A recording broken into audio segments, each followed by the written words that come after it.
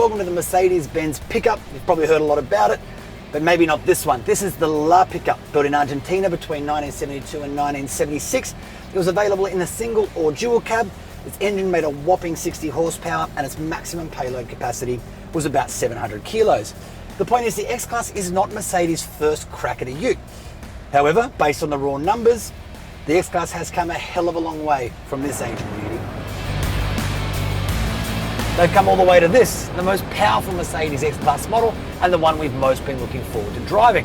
This is the X350D, powered by Mercedes' own 3-litre diesel V6, which is making some pretty healthy numbers and makes this thing both capable and fast.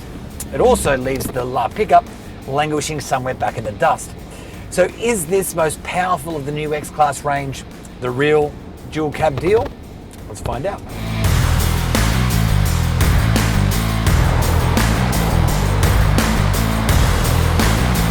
The X350D will touch down towards the end of the year in two flavours, the Progressive and the Power.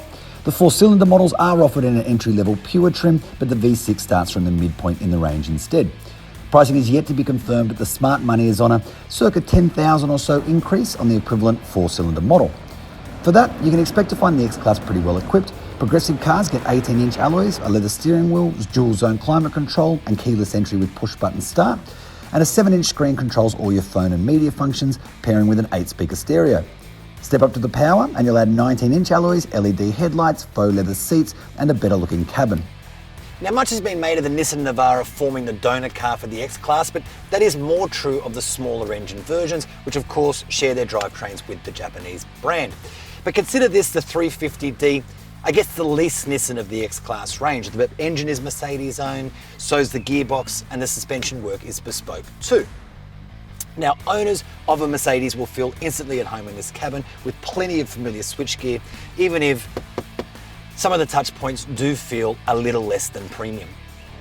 On the practicality front, the big X350D serves up an official 965 kilogram payload, and the 4MATIC all-wheel drive system has 3 modes to choose from, an auto mode for normal driving, as well as 4 high and 4 low settings. It'll tow 3,500 kilograms braked as well. On the safety front, 7 airbags, AEB, a reversing camera, and a 360-degree camera on the Power. Active lane keep assist and a tyre pressure monitoring system are all standard.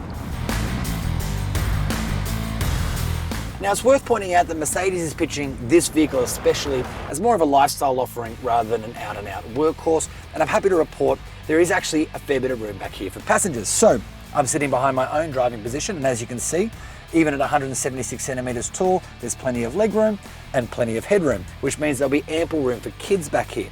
Now, it's got to be said, it is a bit sparse elsewhere though. Some of the materials back here are rock hard. There's air vents but no temperature controls, no USB outlets, no cup holders, and just the one 12-volt power outlet to share. There is 2 cup holders up front though, and there's room in each of the doors for bottles.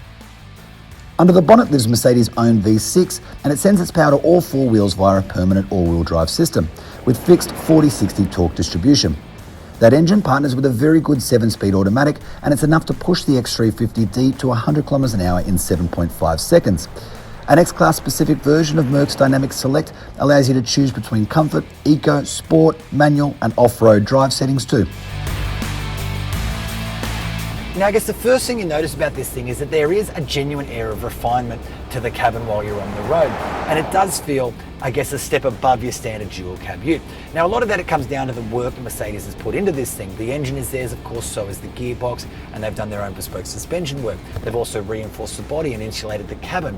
And it does exude a kind of almost premium sense or vibe in this cabin, even if some of the materials don't quite match that feeling.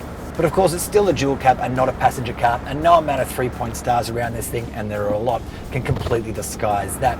There's still that waft in the steering and your arms hurt on a twisting road from pouring on lock as you're changing direction. And it just doesn't feel, of course, as composed as a smaller passenger car could.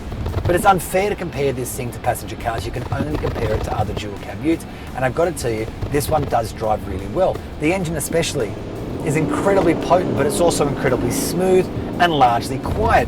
The gearbox flicks through its cogs telepathically without you feeling anything in the cabin. So it does have an air of refinement that I think other dual cabs do sometimes miss. All the regular dual cab numbers check out as well. It can carry the right amount of stuff, it can tow the right amount of stuff, and it can do that workhorse stuff if you really want it to. But I'm going to be honest with you, if you are getting a tradie to quote for something in your house and that person turns up driving an X350D, maybe go for the bloke driving an Isuzu, because the first one, I can guarantee he'll be overcharging. This thing will not be cheap. So if you are in the market for an X-Class, this 350D is probably worth waiting for. And no, it's unlikely to be cheap when it does arrive in Australia towards the end of the year, but it also offers a pretty tempting blend of power, refinement and technology.